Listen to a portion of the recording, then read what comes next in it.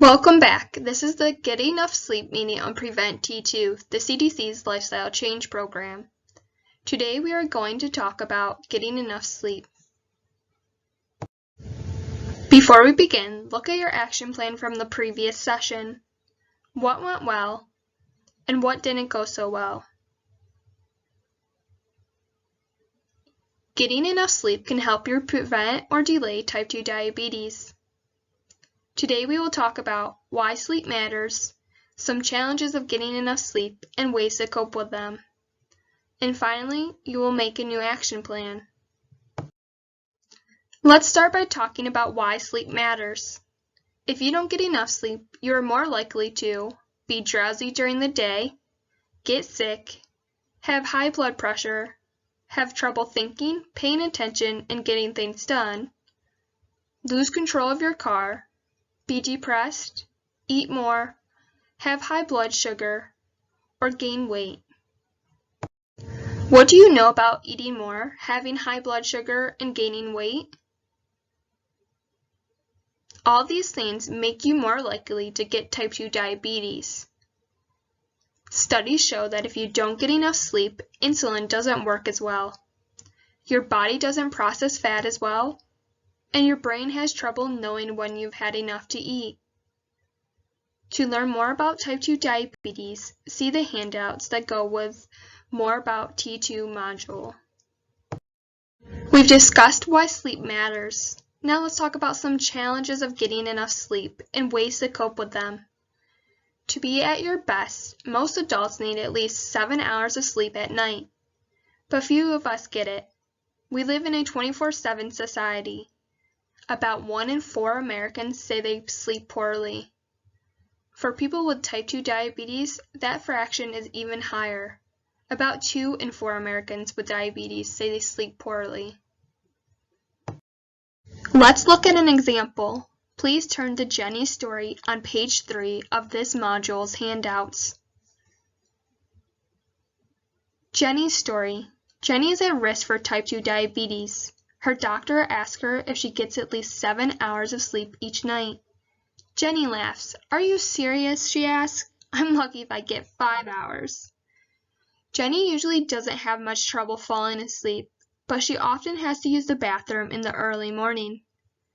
This gets her thinking about all the things she needs to do the next day, plus her husband's breathing is loud.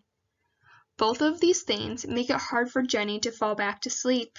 She often lies awake for hours. These days, Jenny drinks less water and avoids caffeine in the evening. She makes a list of things to do the next day, then she sets it aside. Jenny rarely needs to get up to use the bathroom during the night. If she does, she breathes deeply to help her get back to sleep. She also runs a fan to cover up the sound of her husband's breathing. Jenny is closer to getting 7 hours of sleep at night. How about you? Are you getting less than 7 hours of sleep at night? Now let's talk about some challenges of getting enough sleep. Challenges and ways to cope include: if you're staying up too late getting things done, you can ask family and friends to help you. If you're too hot or too cold, dress for the weather.